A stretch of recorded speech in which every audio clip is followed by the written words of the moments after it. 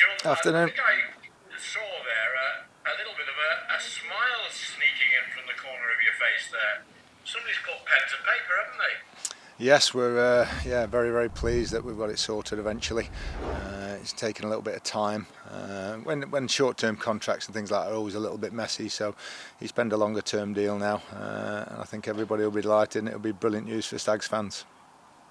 So when he actually said yes, I mean, how did that come about? Was there a sort of quiet moment before he said it, or what? No, it's negotiations go on. It's usually not with me and the player these days, unfortunately.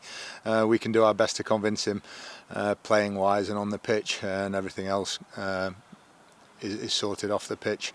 Mr. and Mrs. Radford has worked extremely hard on this, along with David Sharp, and we've eventually got it over the line.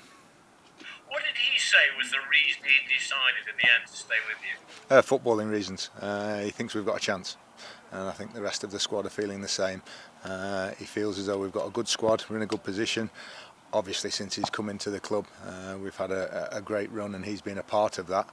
And I think players sense when there's a good dressing room and a good vibe about the place, and potential to have success. Hi Nigel, just Hi, following on to on Tony's questions. It felt like it could have been a bit of a tug of war between yourselves and a couple of other League One clubs to get John Joe's full signature in the end. Just how tough was it to get that deal over the line? Yeah, it's been a little bit more protracted than we'd hoped, but Mr. and Mrs. Radford and David Sharp have worked very hard on it, with JJ's representative, and we've got there in the end. I think it's only how well he's actually done that has, he's been available since the summer. And all these clubs, including ourselves, we didn't have room for him until the injuries and suspensions. So all these other clubs had an opportunity to take him, but he's in great shape at the moment, and I think he's excelled in his performances since he came in.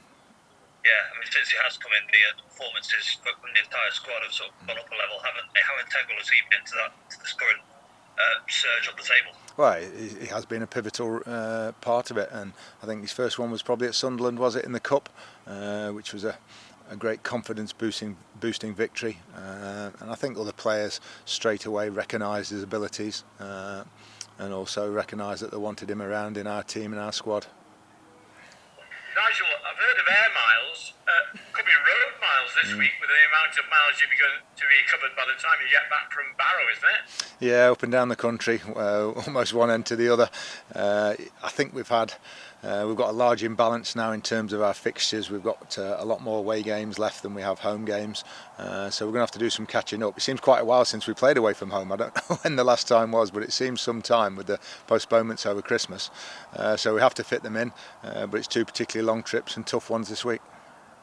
Is there going to be 2 hotel accommodations as well? We only go on the day to Forest Green, and then it'll certainly be an overnight to Barrow.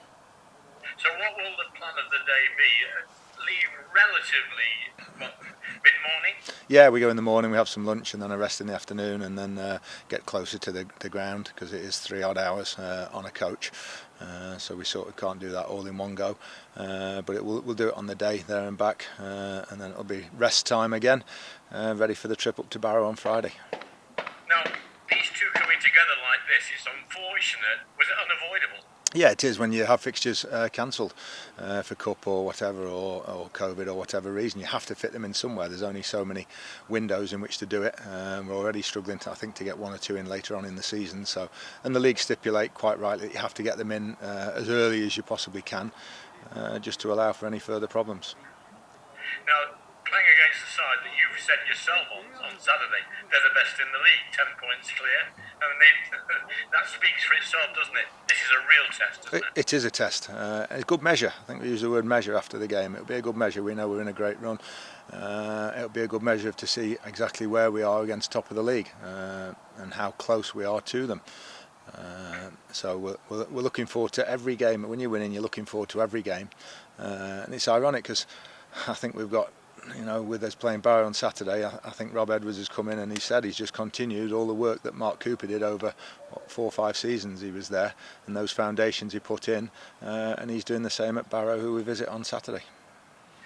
Hi Nigel, just following on from what Terry is asking about the COVID situation. Ryan Sturck missed Saturday due to tested positive for COVID. Is he a possibility of turning tomorrow night? Yeah, it's a possibility. We're just waiting on.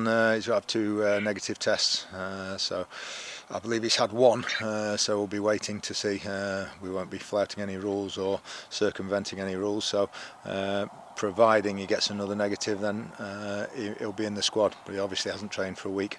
He had very few symptoms, but he did feel a little bit rough about a week ago. So we'll see how he is. Yeah, well, fingers crossed he is available. You mentioned Ollie Clark, his hamstring went on Saturday. Is that looking like a long-term injury, or is it just a case of taking him off as a precaution? Yeah, it was just precautionary. Anything like that, then we try to get them off as soon as possible. It was the same with George Lapsley. He should have come straight off and carried on even for 5-10 minutes, and then can worsen the problem. But he's back doing a little bit and shouldn't be too long. Yeah. Looking ahead to the Forest Green game, the league leaders, going to be a very tough test, and also a test to see how far your side have come this season. Yeah, we were saying there's a couple of teams, like we finished with Swindon now, we finished with Walsall on Saturday. We're pleased that we don't have to play those two teams again because they've both caused us problems. But we've got the league leaders to play twice still, which is, I think, away from home will be the hardest one tomorrow night. But it's one I think you just sense that everybody's looking forward to it.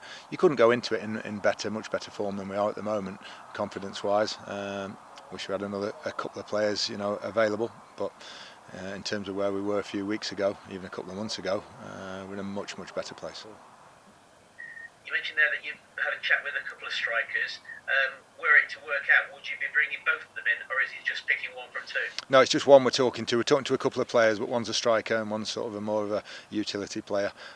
So no, I think with Danny Johnson now fit, Oates, Barry, Ollie Hawkins, I just think one, if we're going to keep Ollie at the back for some length of time. Plus the other thing with Ollie Hawkins, I think he's on 8 bookings now, which is very harsh because every time he seems to touch somebody he gets booked at the moment.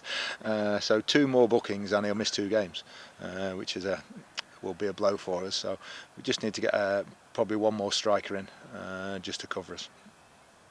Clough and Lapsley, have they got a chance for Saturday? Yes, you'd hope so. Just depends how Ollie's hamstring settles down, but George Lapsley certainly should be okay for Saturday. Yeah. And just a very brief word on Saturday, because obviously we